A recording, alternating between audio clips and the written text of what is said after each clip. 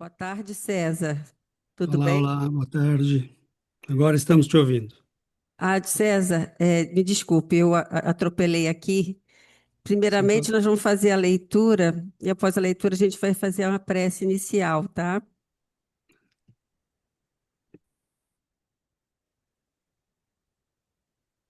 Boa tarde a todos. A livro Pão Nosso, pelo Espírito Emmanuel, psicografado por Chico Xavier. É, é a 93, 92. Deus não desampara e dele tempo arrepender-se da sua prostituição em Deus. Está em Apocalipse, capítulo 2, versículo 21. Se o Apocalipse está repleto de símbolos profundos, isso não impede que venhamos a examinar-lhes as expressões compatíveis com o nosso entendimento, extraindo as lições suscetíveis de ampliar-nos o progresso espiritual. O versículo mencionado proporciona uma ideia de longanimidade do Altíssimo, na consideração das falhas e defecções dos filhos transgressores. Muita gente insiste pela rigidez e irrevogabilidade das determinações de origem divina. Entretanto, compete-nos reconhecer que os corações inclinados a semelhante interpretação ainda não conseguem analisar a essência sublime do amor que apaga dívidas escuras e faz nascer novo dia nos horizontes da alma. Se entre juízes terrestres existem providências fraternas, qual seja a da liberdade sob condição, seria o tribunal celeste, constituído por inteligências mais duras e inflexíveis. A casa do Pai é muito mais generosa que qualquer figuração de magnanimidade apresentada até agora no mundo pelo pensamento religioso. Em seus celeiros abundantes há empréstimos e moradias, concessões de tempo e recursos que a mais vigorosa imaginação humana jamais calculará. O Altíssimo fornece dádivas a todos, e na atualidade é aconselhável medite o homem terreno nos recursos que lhes foram concedidos pelo céu, para arrependimento, buscando renovar-se nos rumos do bem. Os prisioneiros da concepção de justiça implacável ignoram os poderosos auxílios do Todo-Poderoso, que se manifestam através de mil modos diferentes. Contudo, os que procuram a própria iluminação pelo amor universal sabem que Deus dá sempre o que é necessário a aprender e receber. Que nós tenhamos uma tarde de acolhimento com as palavras que nós acabamos de ler e que o nosso palestrante possa nos auxiliar nessa nossa jornada, que tenhamos coração aberto, a mente e todo o ambiente que seja receptivo para o bem do nosso progresso, que nós tenhamos uma tarde agradável de aprendizado, que assim seja.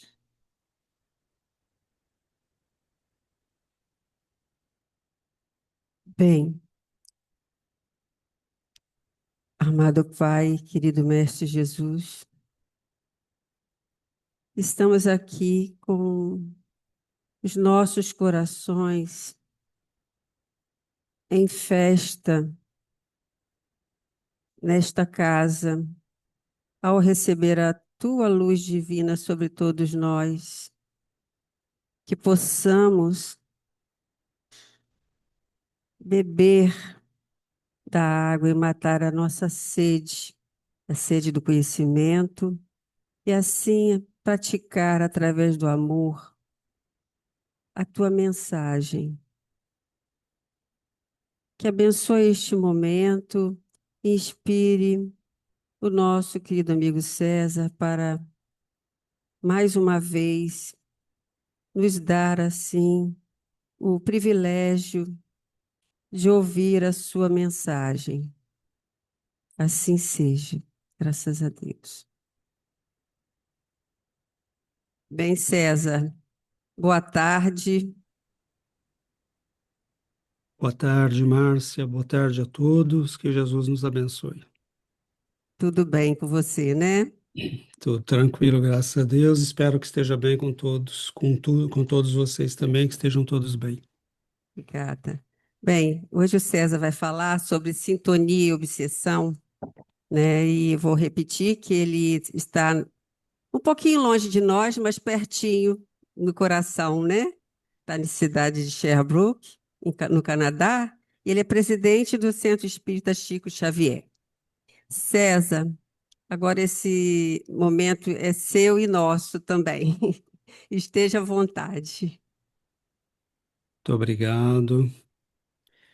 Nós agradecemos e pedimos a Jesus, pedimos com muito carinho aos nossos benfeitores que nos envolvam com muita ternura, com muita luz, com muita bondade, que Ele possa nos dar, né, tanto o Mestre quanto os nossos benfeitores, a alegria de estarmos juntos, como se pudéssemos novamente voltarmos, né, à antiga Palestina, à antiga Israel, à antiga Galileia, e nos sentarmos, né, na relva, nas colinas, nas quais o Mestre falava.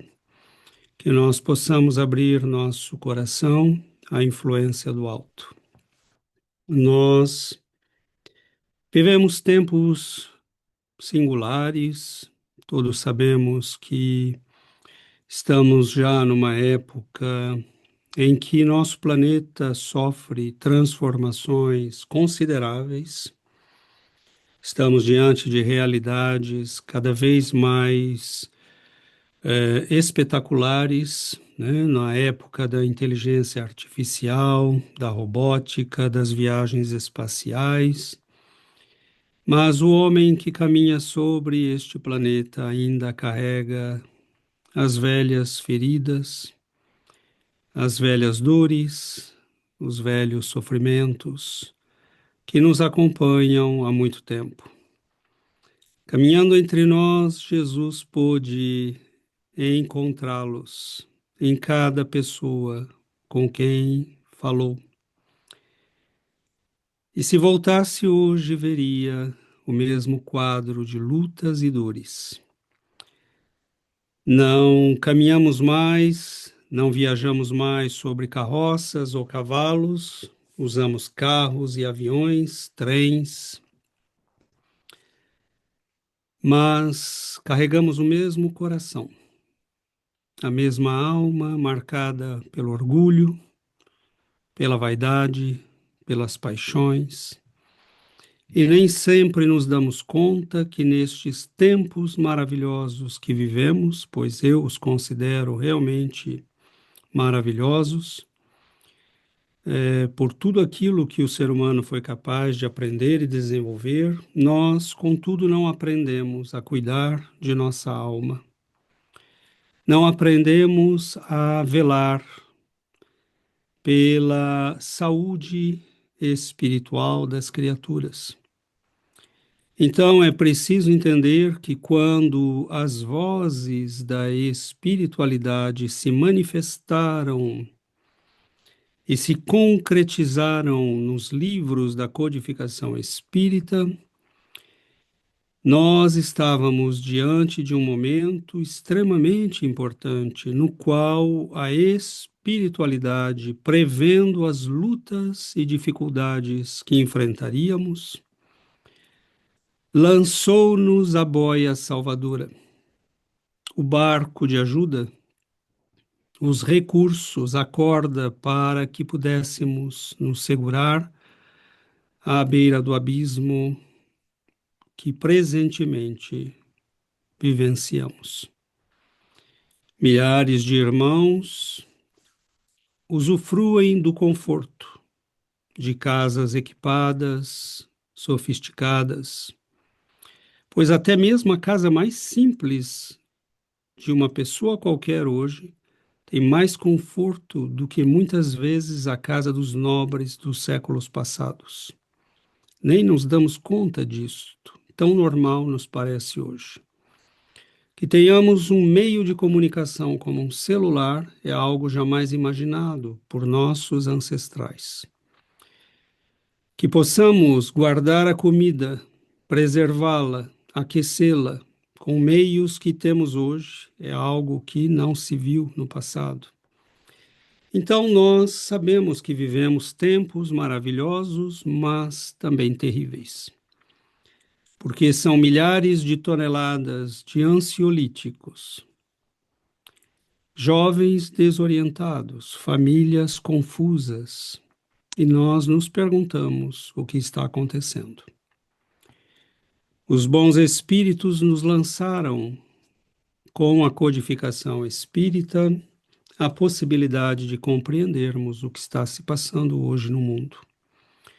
E nós sabemos que podemos considerar o fenômeno das obsessões, ou seja, das interações negativas entre o plano espiritual e o plano material, em geral, pois pode ser mais que isso, como uma verdadeira epidemia. E nós nem sempre compreendemos o fenômeno. Achamos que estamos sendo vítimas. Nem sempre é assim, embora algumas vezes possa até mesmo caracterizar-se desta maneira. Nós não entendemos, né, e a doutrina nos explica isso de uma maneira muito bonita, que pensamento é, na verdade, como diz Emmanuel no livro Pensamento e Vida, pensamento e emoção são coisas mensuráveis. São realidades que, embora os nossos olhos não captem, se propagam como ondas em torno de nós, comunicando ao mundo quem nós somos. Quer saber como funciona isto? É muito simples, basta olhar o funcionamento de um rádio. Nós estamos com o nosso seletor mental e emocional o tempo todo funcionando. Quer ter uma ideia de como funciona? Bom, o que você está sentindo agora? Esta é a sua sintonia. O que você está pensando neste exato momento? É nisto que você está sintonizado. Está pensando no esposo que disse tal coisa, ou no filho que respondeu de tal maneira, ou na amiga que não escreveu. É nisso que você está sintonizado. Nós não vamos sintonizar, nós não vamos buscar, né, a frequência que nós estamos o tempo todo sintonizados com o que quer que seja. E é aí justamente que está a questão delicada, pois nem sempre notamos isto. Quantas vezes por dia, entre os 60 pensamentos que temos por minuto, quantas vezes por dia nós pensamos sobre o que estamos pensando? Quantas vezes por dia nós avaliamos nossas emoções? A questão, meus amigos, é que pensar e sentir é como o seletor de um rádio, né? Sentiu, conectou numa frequência. Sentiu diferente, passou para outra. Pensou em coisas boas e elevadas, sintonizou. Parou de pensar, dessintonizou. Este mecanismo funciona em nós 24 horas, sem cessar. Então, nós somos um verdadeiro sistema de comunicação vivo. André Luiz usa a expressão, o pensamento, a aura humana, O ser humano é um ser mento-eletromagnético. Isto significa que nossa mente, né, e podemos compreendê-la como a união de tudo que somos no sentido mental, emocional, espiritual, ela se manifesta no universo para comunicar ao mundo e aos outros quem somos, através de ondas. E assim como as ondas de um rádio ou de um emissor, né, da estação de rádio, para serem ouvidas precisam de um aparelho de conexão que as receba, nós estamos o tempo todo emitindo e recebendo. Não temos opção. A única opção que temos é que tipo emitimos, que tipo de onda emitimos e qual tipo de onda recebemos. Isto é a escolha nossa. Então, nós falamos de emoções, pensamentos, e não nos damos conta que, contrariamente ao que a maioria das pessoas pensam, isto é fundamental na nossa vida. Pois é exatamente aí que nós estabelecemos os pontos de contato com aquilo que pode tornar-se uma obsessão, com aquilo que pode tornar-se o aconselhamento ou a presença de um benfeitor espiritual ao nosso lado. Não tenhamos ilusão, meus irmãos, ao imaginarmos que, isto é só um pensamento. Não tem problema nenhum. Na verdade, o pensamento manifesta-se na dimensão mental do universo, configurando ao nosso redor as imagens do que nós pensamos, manifestando pela coloração e pelas formas mentais e emocionais que manifestamos aquilo que somos. E é por isto que, concretamente,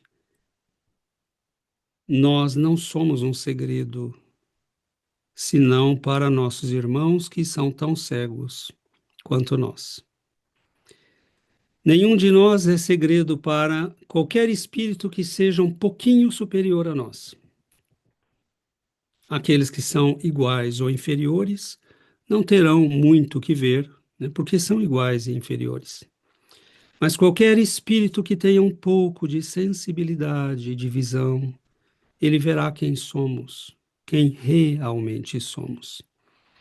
E muitas vezes nós podemos estar diante de uma pessoa belíssima, mas com uma alma de aparência não tão bela.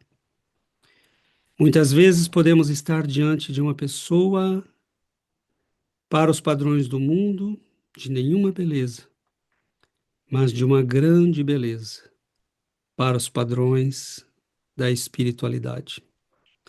Então, sintonia é isto que nós vivemos todo dia, toda hora. Onde colocamos o pensamento, ali estamos.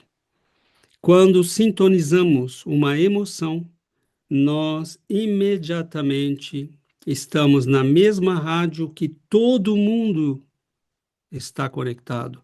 Estamos juntos, todos, na mesma estação de emoção.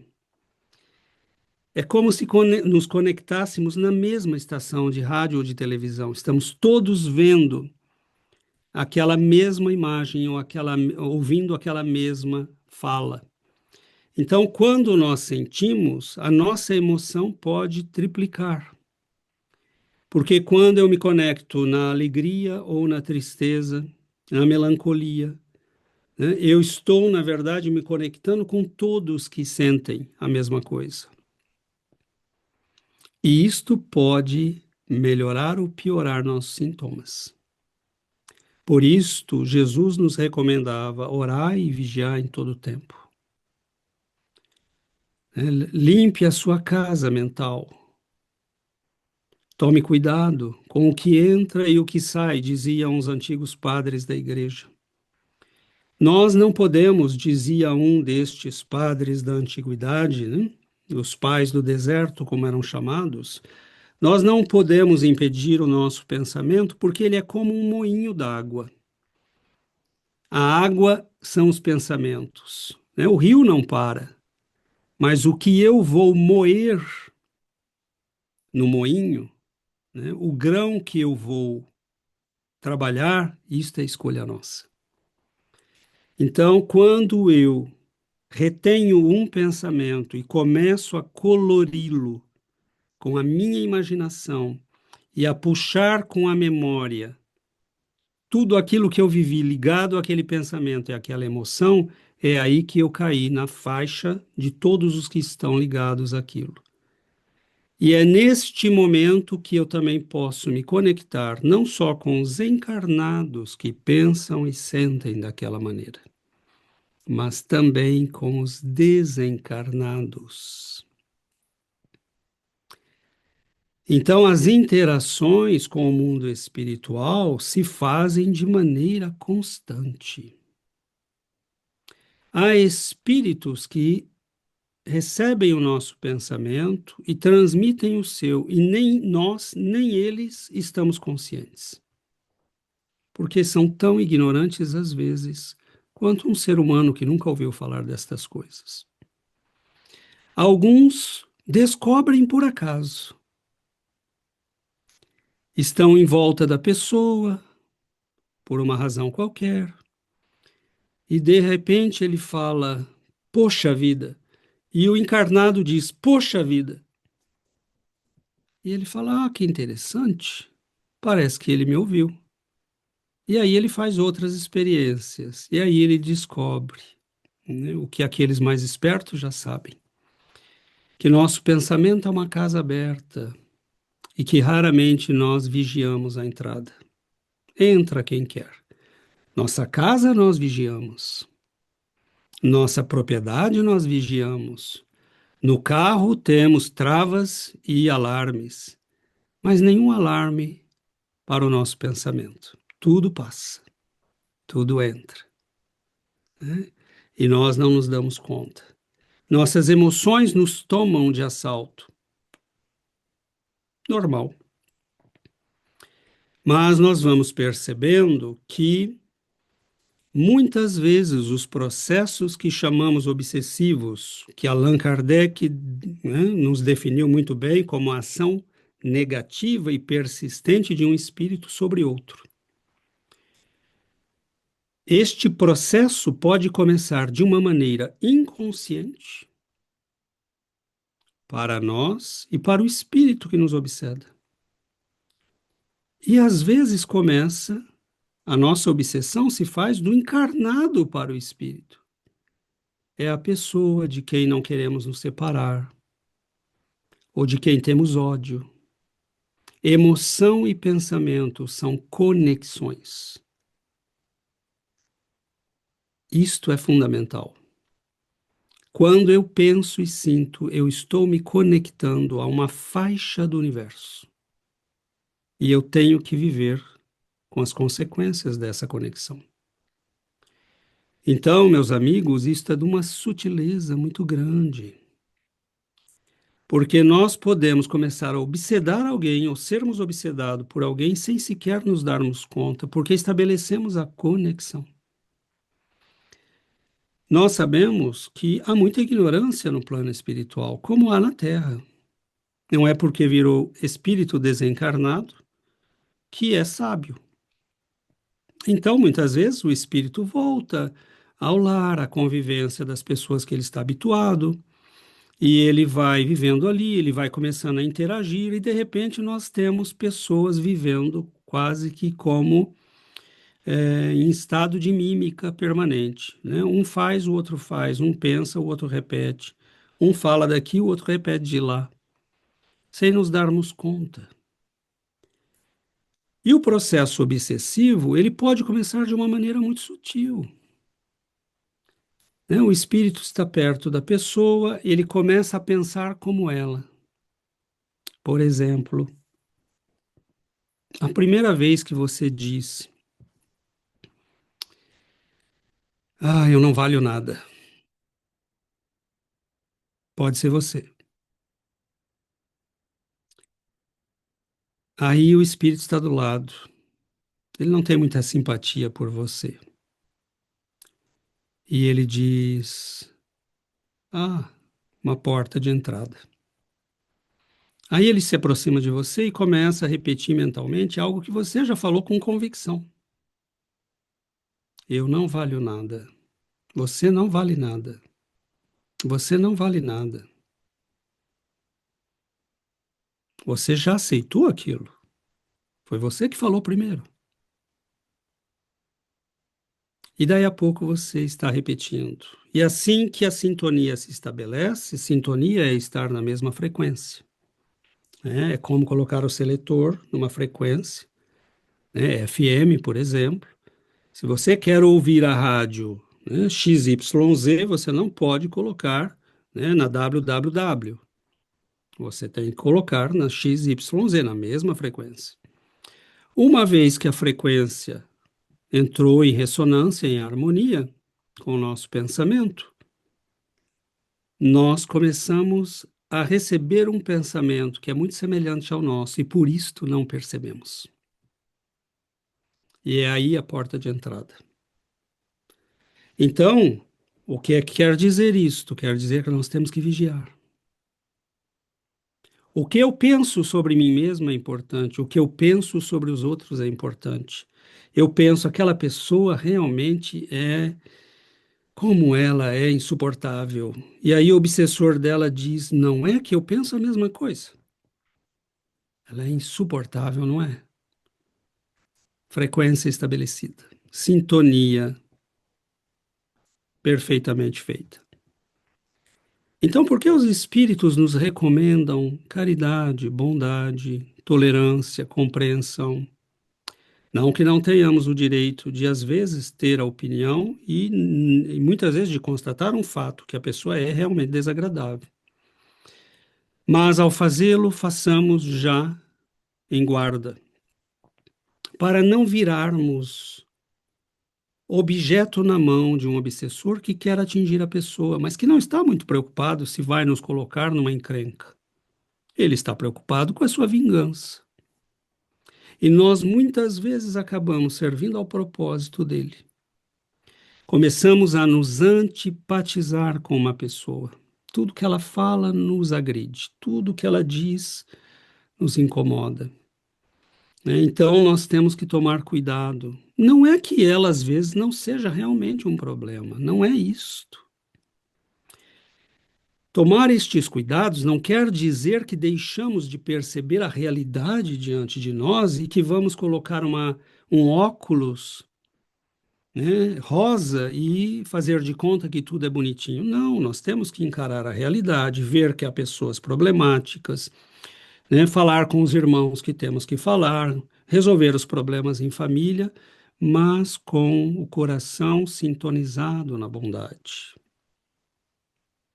E a mente e as emoções sintonizados na bondade, na compreensão, na tolerância, o que quase nunca fazemos. Nossa vida está cercada de desafios, de problemas, né? E nós percebemos que nós não nos damos conta das nossas emoções e pensamentos. A pessoa vem ao centro espírita, quase sempre, meus irmãos, nós fazemos isso. Nós viemos buscar o band-aid para a ferida. E a doutrina nos oferece o remédio para não termos mais ferida nenhuma. Ela nos dá o antídoto, a vacina.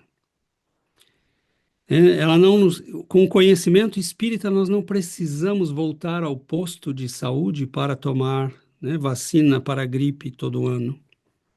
Quando entendemos o conhecimento espírita, nós recebemos o antídoto, mas é preciso aplicá-lo. E aplicá-lo significa mudar. E mudar nem sempre é o que queremos.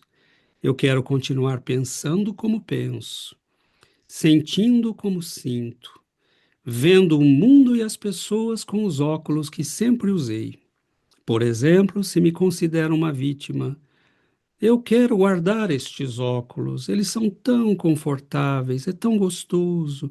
As pessoas olham para mim e dizem: que vida difícil, meu irmão, minha irmã.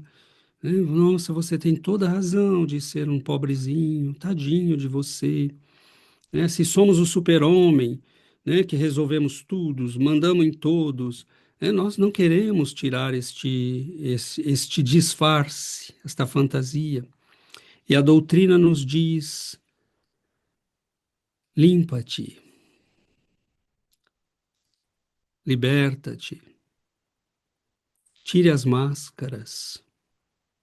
Seja como o publicano do qual nos falava o mestre, que entra no silêncio do seu quarto, fecha a porta e fala com Deus. Pai, eu não sou digno de me dirigir ao Senhor. Eu sou um pecador. Tem piedade de mim. Então, nós somos o fariseu muitas vezes na praça pública, né?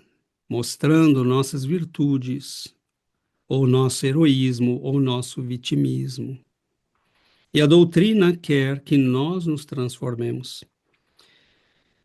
É muito natural vir ao centro espírita, meus amigos e irmãos, num processo mental difícil, numa fase obsessiva. Precisamos de ajuda. Precisamos de quem nos dê um passe. Precisamos de quem nos dê a água fluida.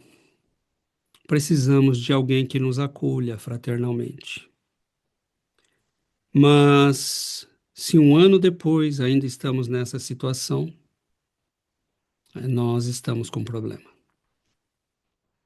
E é nossa missão dentro da casa espírita dizer: meu irmão, ou você começa a estudar para ter autonomia, ou nós não vamos ficar espantando mosca, porque a ferida está sempre aí. Então, ou nós aprendemos a curar as feridas causadas por nós mesmos e que atraem as moscas, entre aspas, ou nós estaremos sempre nessa condição. Nós estaremos sempre cercados por irmãos que estão sendo vitimados por obsessões. E mesmo nós o seremos em muitos momentos da vida, mesmo que tenhamos consciência. Aquele dia em que vamos participar do trabalho espírita e nos sentimos muito mal, até chegar na porta da casa espírita. Aí tudo passa. Estávamos com um terrível mal-estar físico. Bastou entrar na casa, tudo passou. Nós vamos aprendendo com a experiência. E vamos entendendo que muitas vezes, como nos diz o benfeitor Emmanuel, numa de suas belíssimas mensagens, qual não é, né? No livro Agora é o Tempo, ele nos diz que um jovem aprendiz aproximou-se de um benfeitor espiritual e, vendo o quadro das obsessões no mundo, vendo as lutas e sofrimentos, ele diz: querido benfeitor, por quê? Por que motivo se multiplicam os obstáculos? Por que temos tantas dificuldades que nos impedem ao trabalho da sublimação espiritual? Por que insistimos tanto nos velhos caminhos? E o benfeitor disse: meu filho, venha comigo, tenho uma visita a fazer e gostaria que você viesse. Chegando, à casa, um velho casarão, ele esperava estar diante, de uma aula, de uma situação, e o benfeitor chamou sua atenção para uma aranha que tecia uma bela teia num dos cantos do velho casarão. Daí a pouco chega um jovem encarregado da limpeza, vê aquilo, limpa, e a aranha corre esconder-se, num dos cantos da casa. E aí, num certo momento, ele diz: voltaremos amanhã. E no dia seguinte eles voltam. E ele diz: Veja, lá está a aranha. Que bela teia, não? Ela fez para si mesma.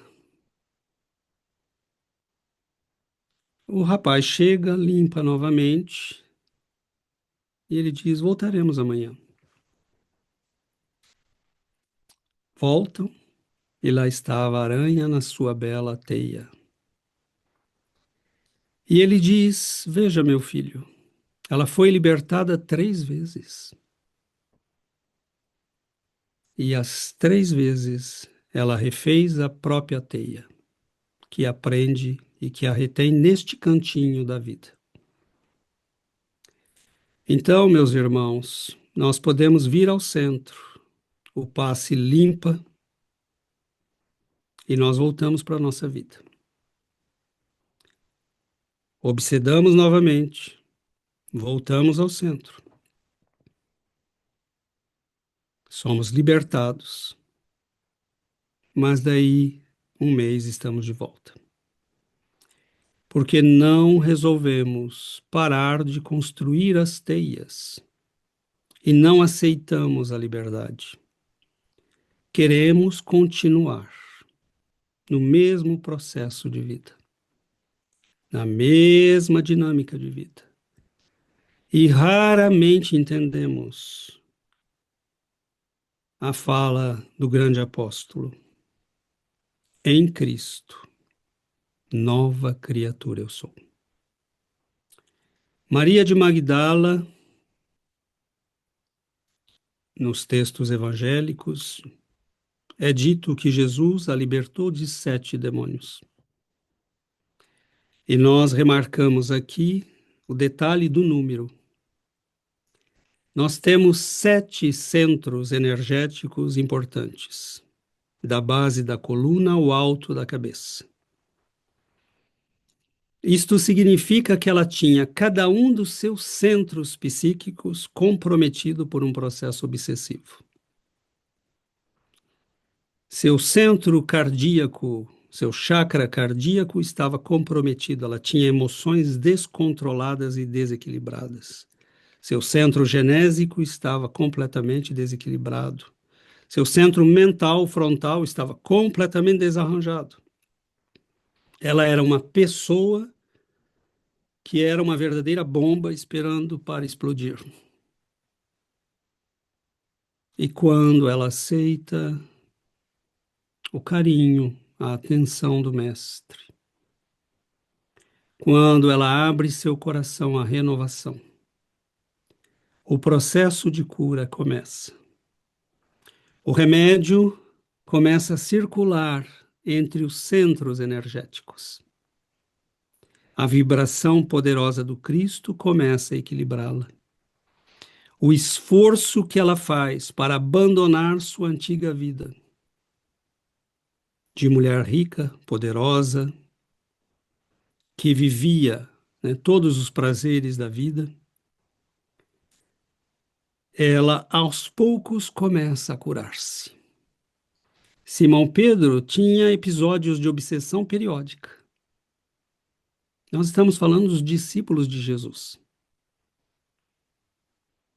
Muitos dos apóstolos viveram episódios obsessivos. Há um momento em que Jesus diz a Simão Pedro: afasta-te de mim, Satanás. Ele não está falando com Simão.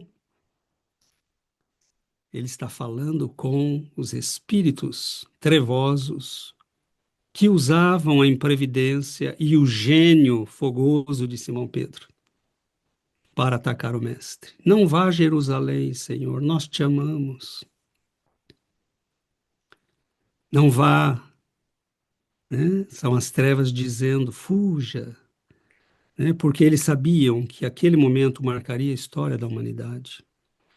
Então é o espírito que não nos ama dizendo, não vá no centro hoje não, né? Não faça isso, muito chato. E a mesma coisa, é o mesmo processo, meus irmãos. Nós podemos, pela nossa transformação, transformar o obsessor. Lembro de uma irmã que muito querida, né? que no processo de sua iniciação no centro espírita chegou muito alterada, né, com uma mediunidade muito desequilibrada. E ela dizia: eles falam isso, eles falam aquilo, eles me dizem isso, me dizem aquilo. E eu disse: mas a comunicação está estabelecida, por que que você não diz também o que você quer? E ela nos olhou assustada. Como assim? Eu disse: pega o evangelho e leia para eles. Coloque uma palestra e comece a dizer-lhes que agora você também tem direito de falar, porque a comunicação está estabelecida, né? Nós somos uma rádio, né, que captamos, né, um rádio amador, do tipo rádio amador. Captamos e emitimos. Câmbio, desligo, né? E aí nós ouvimos. Câmbio, eu falo. Então aí a pessoa começa a sair do processo obsessivo, porque ela entende que preencher sua vida com o culto do evangelho no lar, preencher sua vida com o trabalho da oração, da leitura, da melhoria, né, do nosso nível de pensamento e de emoções e de sintonia. O pensamento de Deus e dos espíritos superiores é um pensamento de alta frequência, meus irmãos. E para alcançar altas frequências é preciso esforço interior, é preciso perseverança, é preciso persistência. Ah, eu começo a ler, a minha atenção se vai. Continue. Leia em voz alta. Repita para alguém, leia para alguém. Nós precisamos ir criando hábitos que comecem a colocar vigias nas portas da nossa alma, para que possamos selecionar quem entra, quem chega e o que sai. Então, a doutrina espírita nos mostra que viver é um ato de sintonia. E nós escolhemos com o que e com quem. Se seleciono no meu dia as emissões de televisão que falam de assassinatos, de crimes, como é que eu posso não me sentir mal depois? Eu estou conectado com milhares de pessoas imprevidentes que estão assistindo a mesma coisa, mas assistir não é um ato passivo. Quando eu assisto, eu penso, eu sinto, e quando eu penso e sinto, eu emito ondas. Essas ondas se combinam com as ondas de todos aqueles que estão assistindo. E se todos nós temos um acesso de raiva diante de uma imagem, as ondas de todos nós entram em ressonância. E uma onda que minha era só de 5 centímetros de altura vira 50 metros de altura, porque é o fenômeno da ressonância. Então, nós não estamos querendo controlar a vida das pessoas quando dizemos: meu irmão, tome cuidado com o que você vê, onde você vai, o que você vê, lê, ouve, com quem você anda, em que tipo de festa você vai, porque tudo na vida é sintonia. Nós não temos a capacidade espiritual de um benfeitor, que pode às vezes até entrar num antro de vícios e sair ileso. Nós, às vezes, um simples vídeo de YouTube, de Instagram, já serve como tomada para o nosso desequilíbrio naquele dia. Então, queridos irmãos, que nós possamos refletir sobre a beleza do conhecimento que nos é dado. Não é para termos medo, não é para termos medo, porque viver é estar em sintonia.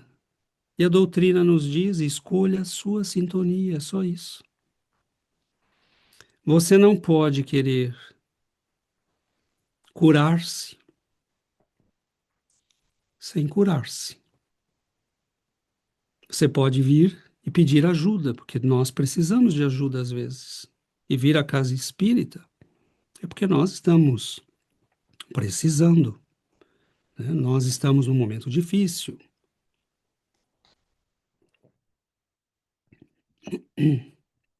Mas a doutrina não é uma doutrina de aleijões.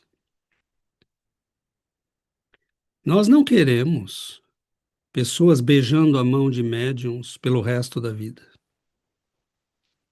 Nós queremos seres humanos saudáveis, autônomos, produtivos, úteis, que se impliquem na caridade, na reforma de si mesmos, e você encontrará uma alegria em viver,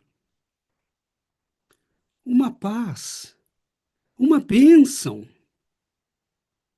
que não tem preço neste mundo, porque não vem deste mundo. Então, meus irmãos, nós somos chamados à beleza, a cultivar as coisas nobres, as ideias superiores. Os bons espíritos querem a nossa independência, eles não querem ninguém pendurados neles, né, correndo atrás de benfeitores ou de médiuns. Precisamos de um passe num período da nossa vida, é muito legítimo. Precisamos de auxílio, né, da cura, da busca, mas nenhum espírito benfeitor vai nos curar se nós não resolvermos os problemas que precisamos resolver.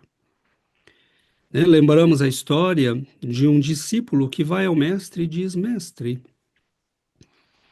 você sabe, eu tenho muita dificuldade de reter aquilo que o senhor fala. É muito difícil, né? Muita informação, muita coisa. E o mestre olha para ele e diz: Pegue aquela jarra ali para mim, por favor, e pegue um pouco de água ali na fonte. E o rapaz vai, enche, né? Estava com a cabeça nas luas, nos seus pensamentos, né? Tira a jarra cheia e vem vindo na direção do mestre e de repente eles percebem, né, que está se molhando, a jarra está quebrada, né? Uma parte do embaixo da alça estava quebrado. E aí o mestre diz: não segura a água, né? Não, mestre, está quebrado. Está quebrado, né, meu filho? Você também está quebrado. Precisa consertar, porque aí você vai segurar a água. Então, o processo de cura não funciona, porque é a água que enche o vaso, mas que se perde. E nós nunca seguramos a água. Eu sou a água da vida. Falando a mulher samaritana, o mestre diz: mulher, dá-me de beber. Senhor, tu, um judeu, pedindo a uma samaritana de beber. Ah, mulher, se tu soubesses, quem te diz, dá-me de beber? Tu me pedirias, Senhor, dá-me de beber. E eu te daria a água da vida, e nunca mais teria sede. Então o Senhor, meus irmãos, mulher, se tu soubesses quem te pede, dá-me de beber.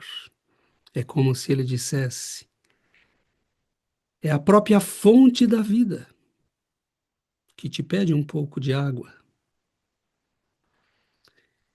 Tu tomarias esta água e te transformarias numa fonte jorrando para a vida eterna. Porque é isto que eu faço com aqueles que retêm a água que eu ofereço. Então, meus amigos, curemos nossos corações. Curemo-nos da inveja, da arrogância, do orgulho, do egoísmo, da vaidade. Todos nós temos isto. Todos temos as mesmas doenças. Só variam os graus e os tipos para cada um de nós. Todos temos as mesmas doenças. Os apóstolos de Jesus tinham seus problemas.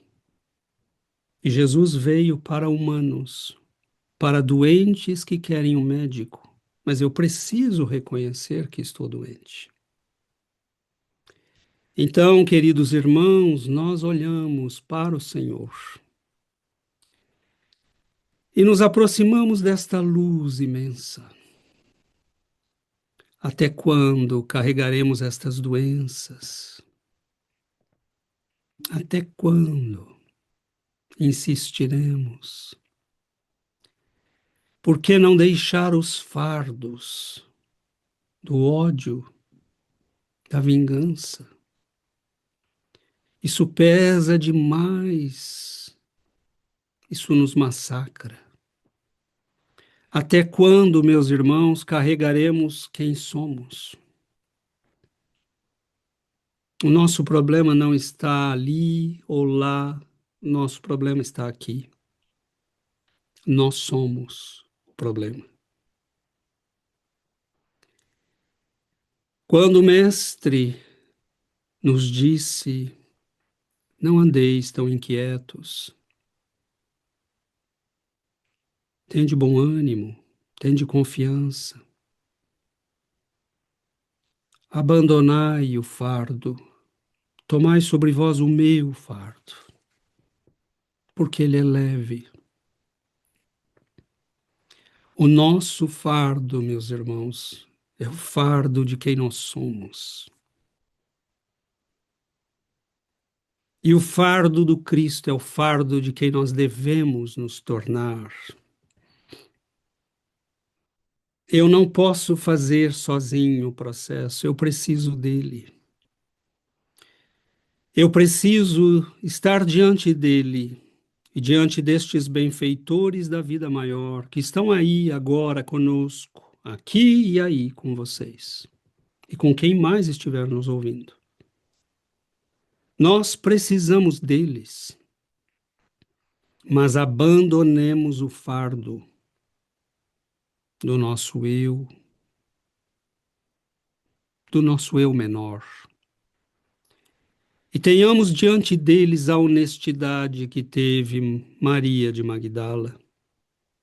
Senhor, eu estou como uma casa destruída diante de ti. É possível fazer algo ou devo aceitar a miséria e o inferno que fiz de mim mesma? Confia, Maria. Eu estou aqui. E ele reconstrói aquela alma. E ela brilha como um sol para nós até hoje. Nós precisamos estar diante do Mestre, como Paulo de Tarso, após a queda nas portas de Damasco. Toda a minha vida foi uma mentira. Tudo em que eu acreditei estava errado.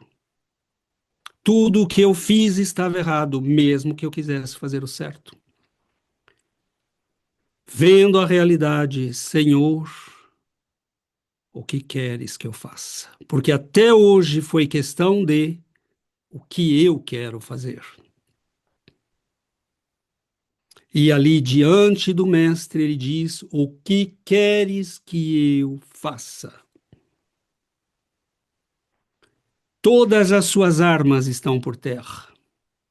Todo o seu orgulho, toda a sua vaidade, toda a sua vida, tudo está quebrado. E ali ele está diante do momento mais verdadeiro da sua existência. Porque é o momento em que recomeça a vida. É o momento em que ele sai do túmulo da ignorância para a claridade da vida. É o momento vivido por Lázaro que deixa o túmulo enfaixado pela vida anterior, pelos preconceitos da sociedade, pela inteligência que havia cultivado, nós nos enfaixamos para morrer.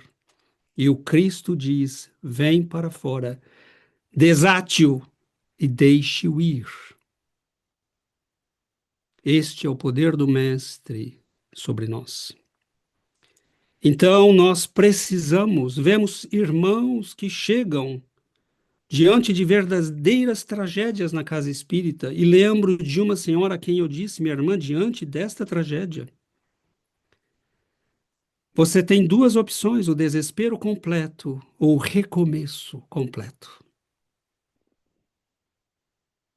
Escolha.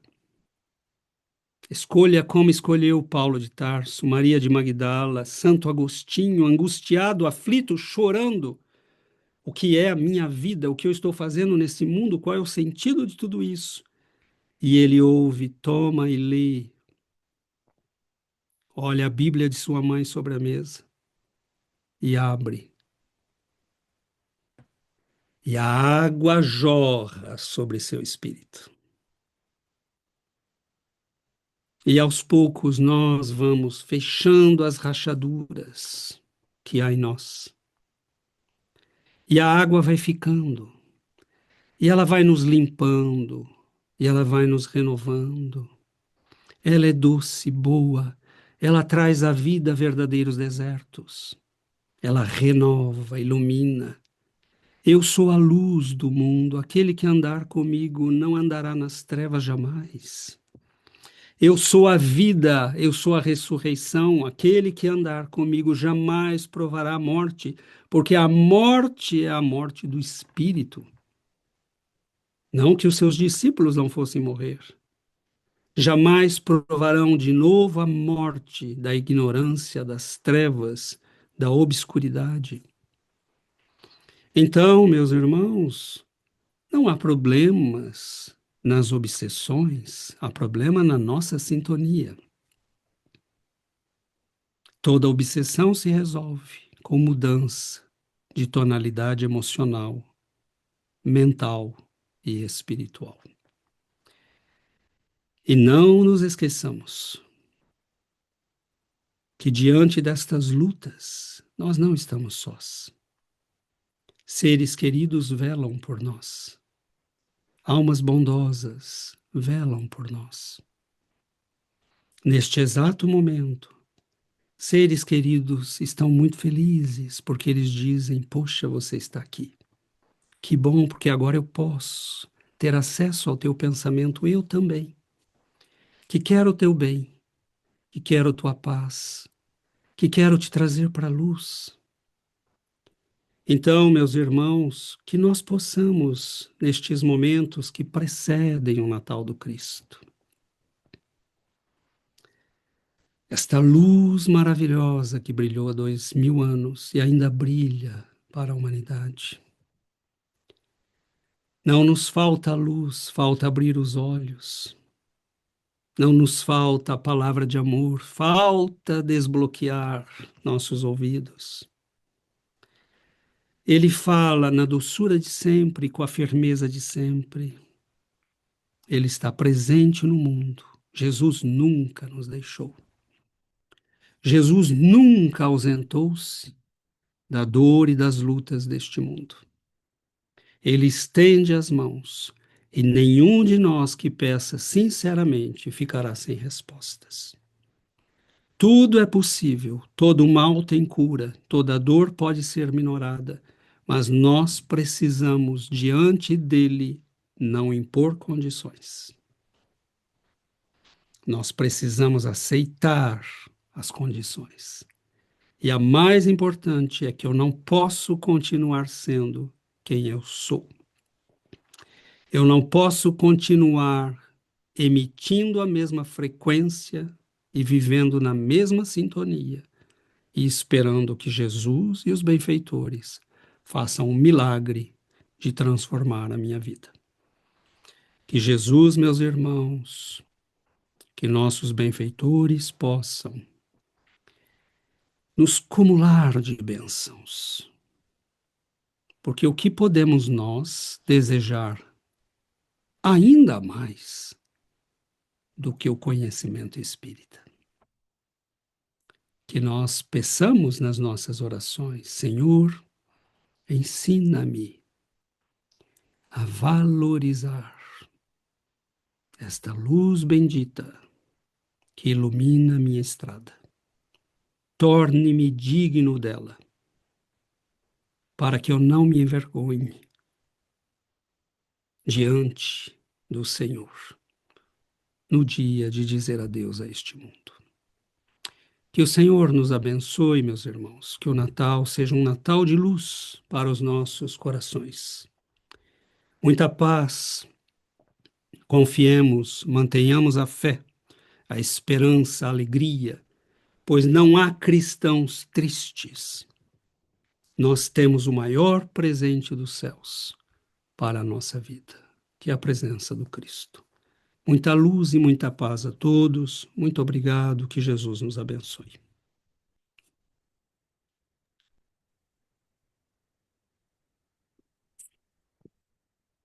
César, muito obrigada.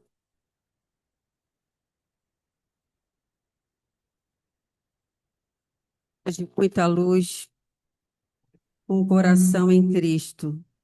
Bem, foi um momento gratificante essa tarde, né? De poder entender que o conhecimento, ele nos leva à transformação, né? É a mudança que nos leva à libertação, ter a sintonia pelo amor em Cristo.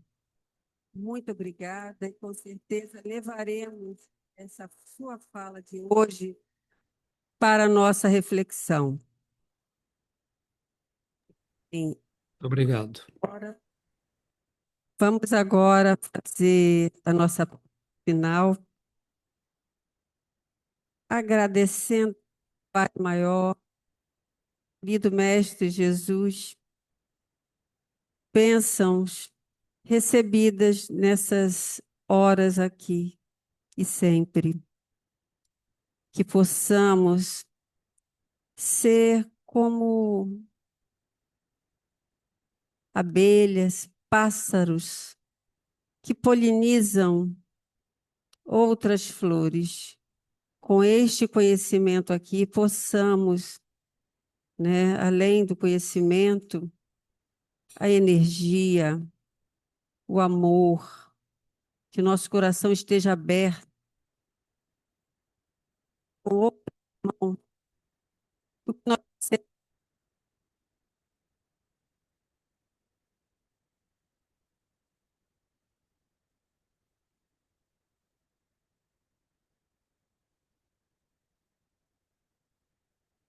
de ti. Assim seja, graças a Deus.